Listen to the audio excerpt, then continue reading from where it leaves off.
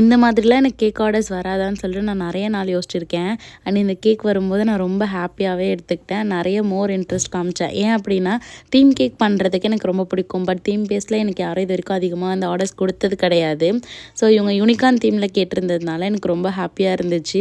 Customer expect பண்ணதை விட நம்ம நிறைய இதில் பண்ணி கொடுக்கணும் அப்படின்ற மாதிரி எனக்கு தோணும். இந்த கஸ்டமர் வந்து ஆக்சுவலி எனக்கு மார்னிங் கால் பண்ணி எனக்கு 1 kg ரெட் வெல்வெட் வேணும்னு கேட்டிருந்தாங்க.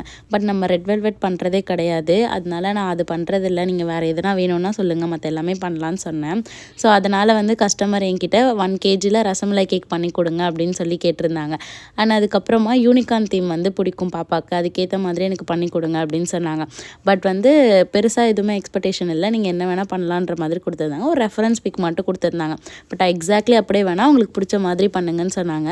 ஸோ அது எனக்கு ஏற்ற மாதிரி நான் பண்ணேன். அண்ட் அவுட்புட் ரொம்ப சூப்பராக வந்துச்சு. நான் அவங்களோட ரிவ்யூவும் ரொம்ப ஹாப்பியாக சென்ட் பண்ணியிருந்தாங்க. ரொம்ப ஹாப்பியாக